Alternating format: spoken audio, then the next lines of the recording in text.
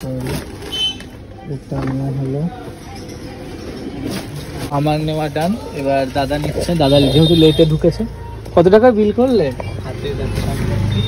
আমার এই হলো নেওয়া, প্রায় 40,000 টাকার রূপোর জিনিস কিনেছে। ফালতু কথা, দুটো দোকান মিলিয়ে 40,000। শান্তা থেকে কিনেছে 30,000, আর পরে যেখান থেকে কিনলো 10,000। পুরো দোকানটা উঠিয়ে নিয়ে যাবো নাকি? হ্যাঁ, যা দেখছো তাই কিনছো। কত পয়সা নিচ্ছ? সৌমদীপ তো ওখান থেকে নিচ্ছে নি, আমি যাবো এই দোকানটা। তখন দেখে গেছি। তুমি কি ব্লগে দেখো? হ্যাঁ, ও ব্লগে দেখি গো। প্রসন্নময়ীকে? হ্যাঁ, ভীষণ ওনার আরতির জন্যই নেওয়া হচ্ছে। খুব সুন্দর হবে। দেখো আমার ব্লগে না পেজে। হ্যাঁ, ব্লগে দেখি, আর তোমার সাথে তোমার দিদার ফোন দেখি। বাহ, বুঝলাম।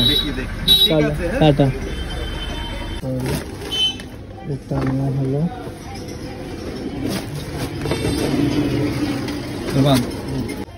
তো আমার নেওয়া ডান। এবার দাদা নিচ্ছে, দাদা যেহেতু লেটে ঢুকেছে।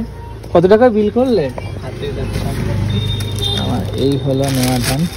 এবার আমি যাবো রূপোর দোকানটাতে, কারণ ওখানে কিছু গয়না অর্ডার দেওয়ার আছে, তো সেটার জন্যই যাবো। চলো চলো, ও নাকি বন্ধ করে দেবে আবার। না, প্লেনের মধ্যে তাহলে একটু নামটা বলো, মনে রাখা যায়। রাজকুমার ঘোষ আর রানীঘাট, আর ইয়ে তোমার বলঘাটে হচ্ছে রামকৃষ্ণ। রামকৃষ্ণ, এই দুটো একই পাশাপাশি দোকান? একটুখানি এখান থেকে একটুখানি। চল, থ্যাংক ইউ। এবার চলছে জামা কাপড় নেওয়ার পালা। আমার কেনাকাটা ডান। আমি বলেছি কাল সকালেই চলে যাবো, জানি না আলটিমেট কখন যাওয়া হবে। গেটটা অনেক বড়, কম গেটের নেই। এটা আপনার একবার জল দিয়ে ধুলে এমনি বড় হয়ে যায়। এটা খুলে দেখাবো কি? না, কিন্তু ঢুকাবো কি করে? এখানে পুরো কাটা আছে। ও পেছনে কাটা আছে, দেখান তো। যে কোনো ঠাকুর পড়াতে পারবে না। তাই? কিরকম দাম এগুলো? আচ্ছা, যে কোনো ঠাকুর পড়াতে পারবে। দাম 130 টাকা।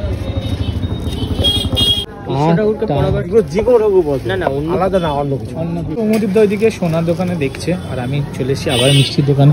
আমার মনে হয় মিষ্টি খেতে খেতেই সব টাকা শেষ হয়ে যাবে একদিন। আমাকে দিও ওটা 50 দিও না, বলছি গলে যাবে না। এটা তো আমার ব্যাপার, আমি তোমাকে গলিয়ে দেবো। বাহ, কি সুন্দর হয়ে গেল। ছিল এরকম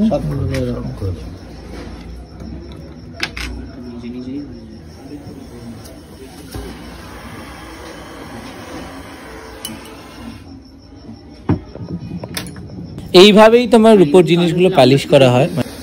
কোলগেট দিয়ে করতে হয়। কোলগেটটা আমি জানি, একটা কিনেও হয়নি, আরও কিনেছে। আমার এটা পছন্দ হয়েছে, বাট পয়সা নেই, আমি তাই নেবো না।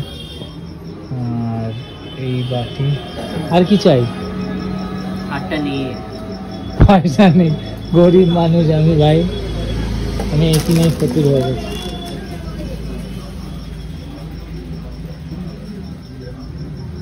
বড় লোক দাদা টাকা দিচ্ছে, ক্যাশ দিচ্ছে বের করে।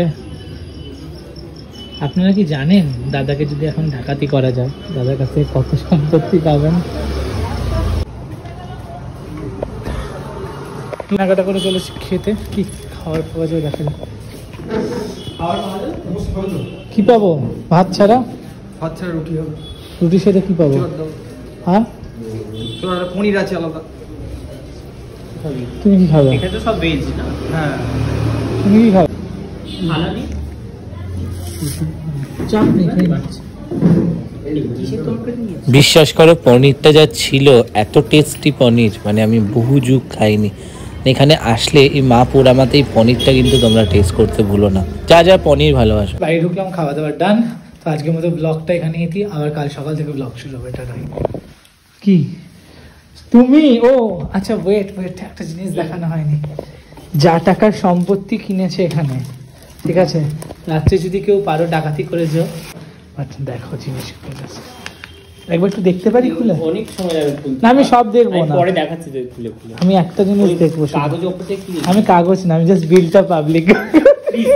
প্লিজ কেন দেখবে কি লজ্জার বিষয়।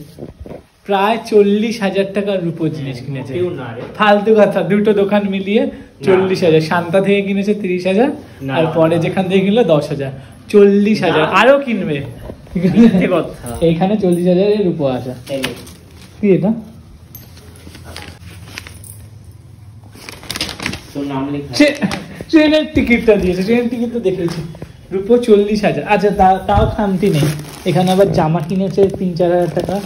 সব তো 3-4 টাকা নেই। ও এখানেও সেই রূপোটা, এর ভিতরে এটা কিনেছে। আচ্ছা পিতলের জিনিসও কিনেছে, ঠিক আছে, অনেক কিছু কিনে ফেলেছে বড় লোক দাদা।